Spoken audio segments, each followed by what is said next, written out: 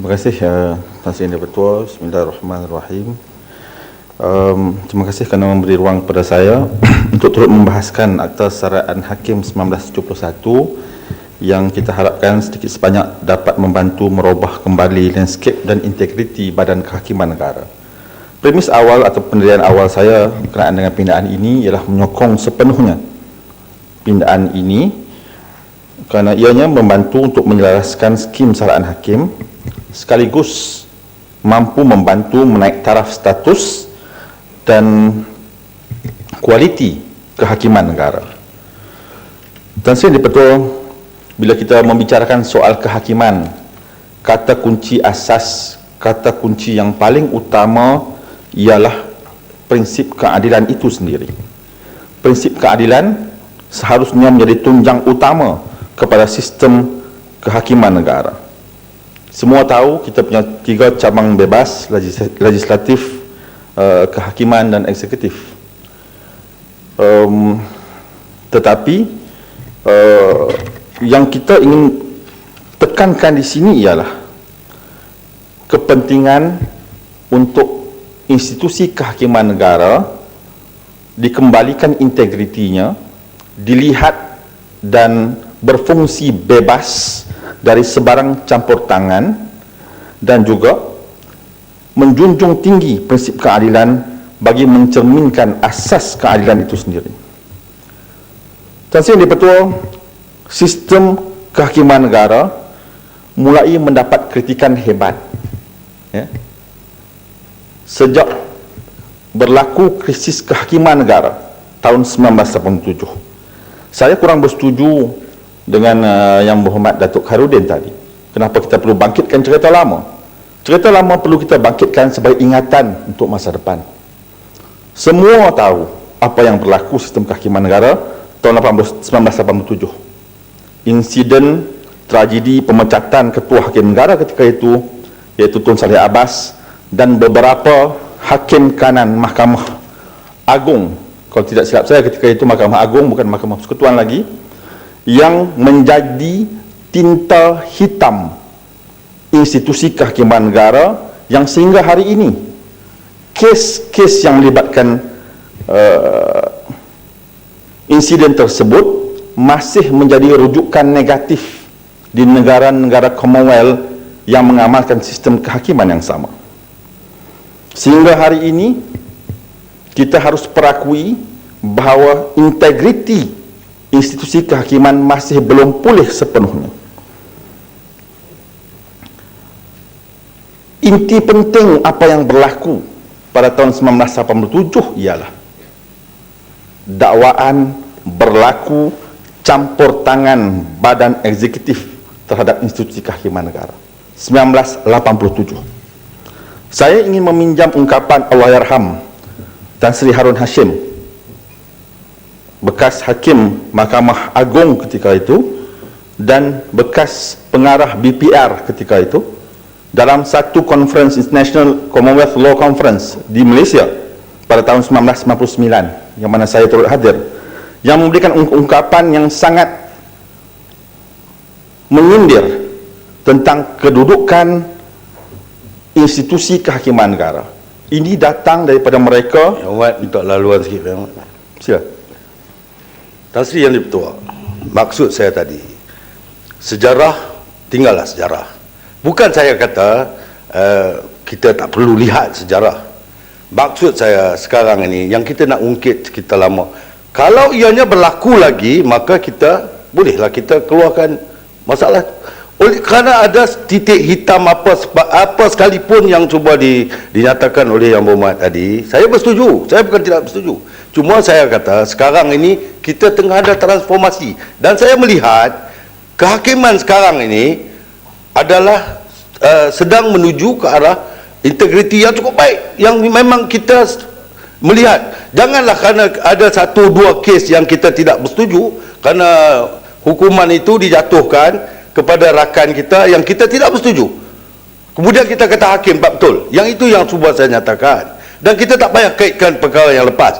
Kalau yang lepas tu kita jadikan satu sejarah dan kita lihat, itu maksud saya, kita lihat supaya sejarah yang hitam ini tidak berulang. Kalau itu yang berulang, saya bersetujulah dengan Yang Berhormat Saiful. Itu maksud saya. Sekian, terima kasih. Silakan Ahmad. Terima kasih Yang Berhormat Datuk Khairuddin kerana ingatan, dan memang kita perlu ingatkan semula tentang apa yang berlaku dalam sejarah, kerana ianya bukan kes yang sangat terpencil, ianya kes yang terlalu hitam untuk kita lupakan. Ianya berkaitan tentang integriti institusi kehakiman negara yang sepatutnya bebas bagi memastikan keadilan untuk semua, bukan hanya keadilan kepada setengah pihak. Dan sini Ketua, saya ingin menyambung kembali ungkapan berbentuk sindiran serius dan ingatan Allahyarham Tan Sri Harun Hashim kepada semua pengamal-pengamal undang-undang ketika itu pada tahun 1999 kalau tidak silap saya. We have the best judge the money can buy. Ini ungkapan sindiran dari mereka yang pernah memegang tampuk tertinggi dalam sistem kehakiman negara. Ini ingatan bukan hanya kepada pengamal undang-undang, ini juga ingatan kepada mereka yang berada dalam dewan ini, supaya setiap kali kita meluluskan sebarang undang-undang, kita harus ingat kesannya bukan hanya kepada masyarakat, tetapi kesannya terhadap integriti negara itu sendiri. Dan yang Di-Pertua, keterusan dan keadilan sistem kehakiman negara hanya dapat dilihat dengan cara kaedah amalan perbicaraan itu sendiri. Cara ianya dilaksanakan, cara penghakiman itu ditulis.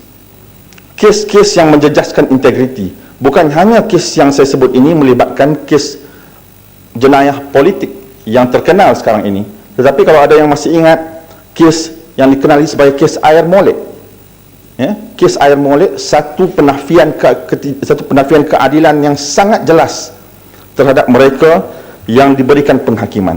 Kalau masih ingat kes air molek, tidak perlu saya panjang lebarkan kes yang berkaitan dengan mantan Perdana Menteri Malaysia Datuk Seri Anwar Ibrahim.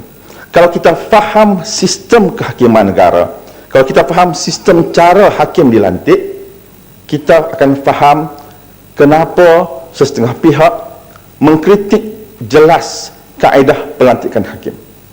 Tan Sri Di-Pertua, Ketua Hakim Negara dilantik oleh Yang di-Pertuan Agong atas saranan Perdana Menteri sendiri. Saranan Perdana Menteri tidak pernah ditolak. Ianya lebih bersifat formality. Karena itu kita menegaskan dari dulu, pengamal undang-undang menegaskan dari dulu, sistem Muhammad. Saya rasa Yang Muhammad kena berhati-hati sikit ya. Dalam perlembagaan kita ada mengatakan jangan sentuh institusi badan kehakiman. Soal individu, kes-kes itu boleh highlight sebagai contoh. Sebagai contoh tadi, sebagai pengalaman yang lepas tu kita anggap jangan berlaku lagi. Kita terima. Saya nak perjelaskan. Dan sekarang ni saya nak peringat Penyelamat supaya jangan berhati-hati, sungguh-sungguh jangan usik institusi badan kehakiman. Itu tidak dibenarkan mengikut peraturan. Penyelamat sendiri seorang peguam, sila ambil perhatian. Berhati-hati sikit. Silakan. Saya ingin menjelaskan sedikit tentang kaedah pelantikan hakim Tan Sri Di-Pertua, kerana saya yakin ramai tidak faham tentang cara hakim. Silakan. Pelantikan Pesuruhjaya Kehakiman yang sedikit bawah daripada Hakim Mahkamah Tinggi dan hakim-hakim seterusnya itu di bawah satu jawatan kuasa khas yang dipenguruskan oleh Ketua Hakim Negara. Dalam konteks ini, pengamal undang-undang masih merasakan berlaku campur tangan badan eksekutif. Kerana itu kita katakan berlaku ketidakadilan dalam beberapa kes, ada campur tangan badan eksekutif kerana lantikan atau pemilihan hakim untuk menghakimi sesuatu hakim diputuskan sama ada oleh Ketua Hakim Negara atau Hakim Besar Malaya. Tan Sri Di-Pertua, saya ambil contoh kes 1998 yang sangat glaring, dengan izin yang sangat glaring 1998, satu kes yang terkenal bukan hanya di Malaysia tetapi di seluruh dunia. Seorang hakim yang paling kanan, Hakim Mahkamah Tinggi yang paling kanan di Malaysia, bernama Datuk Kesi Borah, untuk kes-kes jenayah, diketepikan untuk mendengar kes tersebut dan di bawah satu Pesuruhjaya Kehakiman yang masih junior dari Melaka. yang hari ini sudah meninggal dunia. Ini satu kes yang glaring.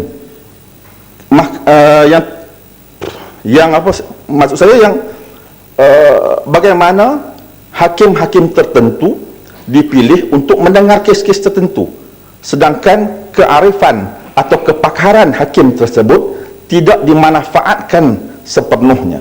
Ini sebab kenapa kita sering menyebut berlaku ketidakadilan dan campur tangan badan eksekutif.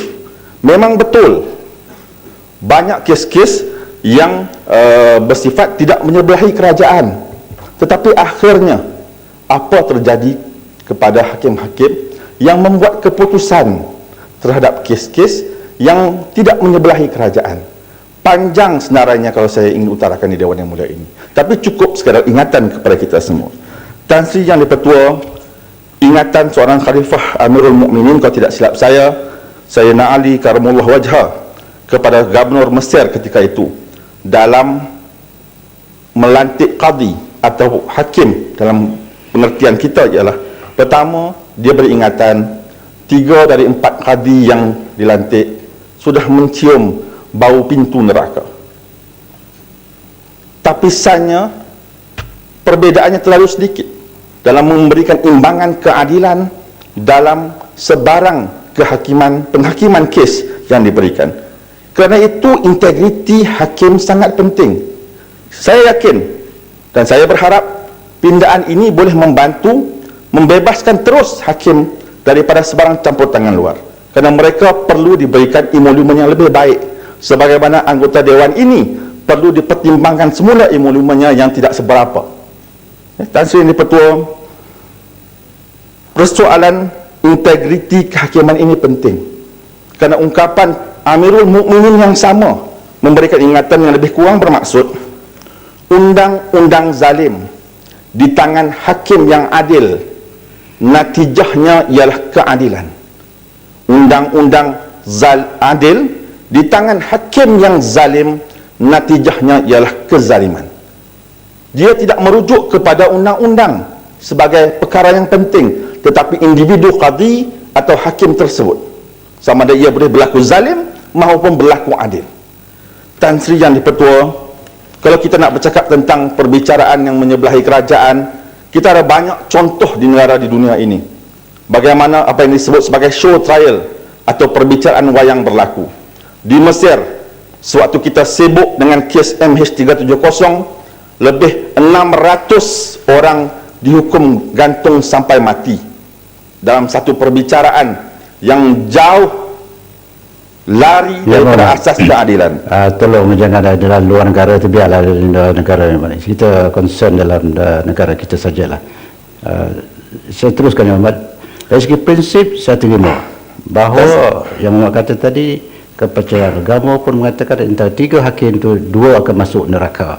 Itu terpulang kepada individu yang berkenaan, tak kira daripada siapa saja. Tapi Yang Amat mesti faham bahawa masyarakat kita di Malaysia ni, hakim kita bukan semuanya dalam satu bentuk agama. Dan Yang Amat boleh tegur dari segi integriti, saya setuju. Tapi institusi badan kehakim itu perlu dia berhati-hati, jangan dipersoalkan. Silakan. Saya merujuk tadi kepada kes-kes yang di Mesir. Masa saya tak banyak Yang Berhormat. Banyak masa.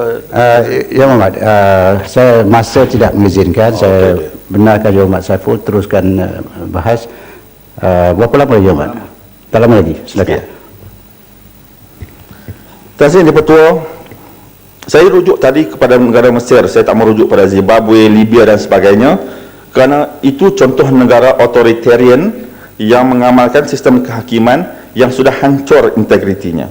Karena itu ingatan kepada kita, jangan kita punahkan lagi integriti sistem kehakiman negara hanya untuk beroleh keberuntungan politik sementara semata-mata.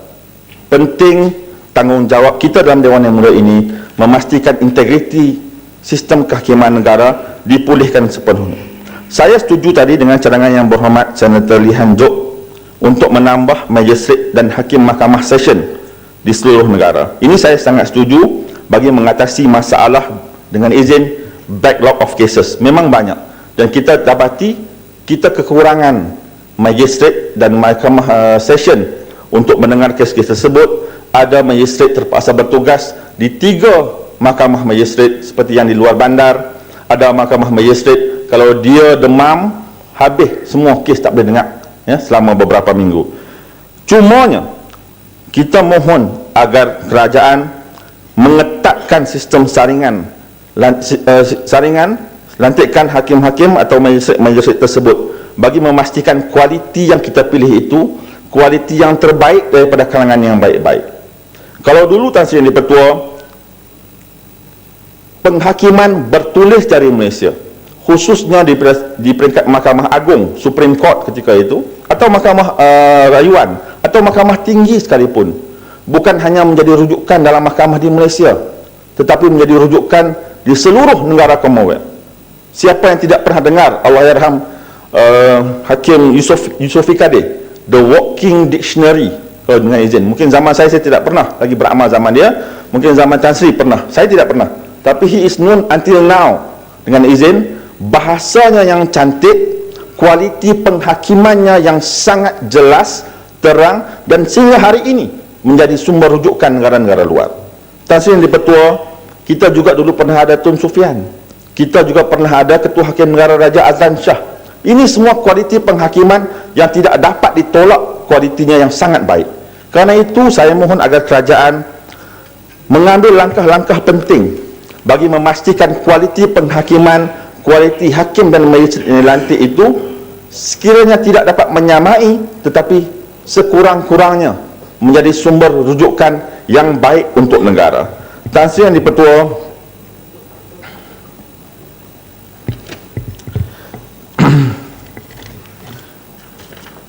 bila kita bercakap kembali kepada soal sistem kehakiman negara, akhirnya kita harus faham dan insaf, kesannya akan kembali kepada kita. Memang tugas kita akhirnya meluluskan sebarang undang-undang yang akan ditafsir oleh hakim, magistrate dan juga pengamal undang-undang. Cumanya kadang-kadang mereka tidak mendapat akses kepada handset seperti yang kita dapat. Kadang-kadang mereka tidak dapat memahami hasrat Dewan Yang Mulia ini, kenapa setengah undang-undang itu dibentuk dan kenapa setengah undang-undang itu dipindah.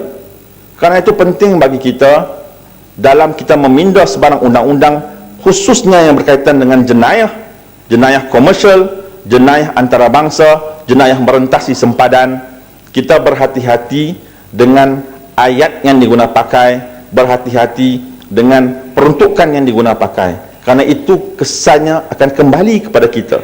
Apalagi kalau kita dapati hakim-hakim lantikan baru tidak punya kualiti seperti hakim-hakim yang terdahulu. Kita mahu hakim-hakim akan datang, integritinya jelas, kemampuannya hebat, dan kemampuannya untuk menaikkan semula integriti badan kehakiman negara itu agar tinta hitam institusi kehakiman negara dapat dipulihkan daripada apa yang berlaku sekarang. Tan Sri Yang Di-Pertua, saya mohon menyokong. Terima kasih. Terima kasih Yang Hormat. Saya hanya nak menarik perhatian Yang Hormat tadi, saya setuju bahawa institusi kehakiman ialah bebas. Tak